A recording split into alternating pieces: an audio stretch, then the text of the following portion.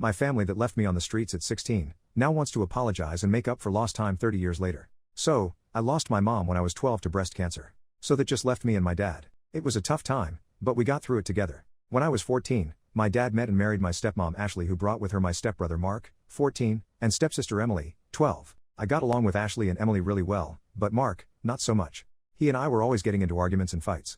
I was always told by my dad to give Mark a break because he's been the man of his house for a while. So this is all new.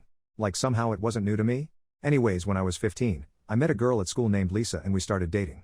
As much as one can date at 15. However, Mark apparently had a crush on her and was mad that I asked her out. He started a fight over it, in which my dad had to intervene once again. And somehow I again was made out to be the bad guy. One day after my 16th birthday, my stepmom was putting away my laundry and started yelling. Which was awkward because my girlfriend Lisa was there. We all ran thinking the worst. When we got to my room, my stepmom was holding several pairs of my sister's underwear yelling at me, asking why they're in my drawer. I had no answer as I'd never seen them before. Of course no one believed me, no matter how much protesting I did. Then Mark piped up saying he always caught me staring at his sister and he thought it was creepy. He even said he caught me once saying I wish I could marry her.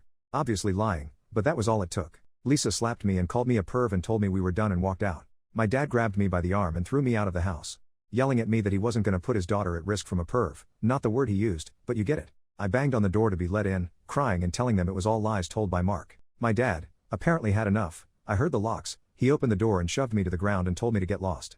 I told him I had nowhere to go and he said that wasn't his problem, then closed the door. I found myself on the streets, with nothing to my name. No place to go. I tried calling my dad's parents but he had already called them and they told me they won't help a perv. My mom's parents passed away before I was born. Well, I lived on the streets for 2 years, doing what I had to in order to survive. No kid should have had to do what I had to do, in order to just live, just saying. There were some really dark days. Lots of therapy later in life helped me with this. Shortly after I turned 18, I found a job working at a boxing gym, states away from where I began this horrible journey. I worked there for years.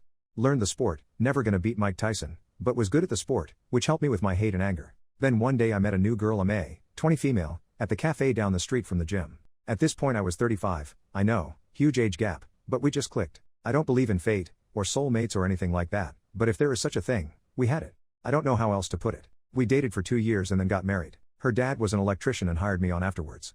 I think mostly to know I would be able to support his daughter and know I was doing right by her, but also in case he needed to keep me in check. He never said this, but as a dad, I get it now. Well, 15 years later we are still together with 4 beautiful daughters. I just passed my master's license as an electrician.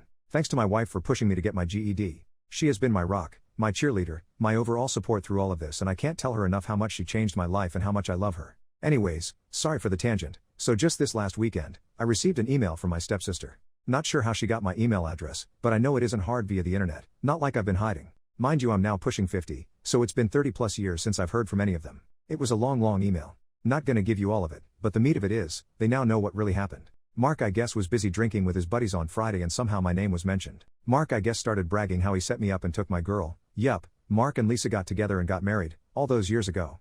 They were all laughing hoping I passed away on the streets, bunch of rude and vile stuff. Guess he forgot Lisa was there and she heard it all. So she called my stepsister to let her know and so Emily spent all weekend trying to find me. Like I said, the email was long. Short of it is, they want to apologize face to face, although it was already said in the email multiple times, and want to make up for lost time. I'm however indifferent to the idea. Like, I have no ill feelings towards her, she obviously was young and had no real say in the matter. But with lots and lots of therapy, I learned to let go of that hate and anger and to let go of them. As well with all the love I receive from my wife, kids and in-laws, it's all I really need.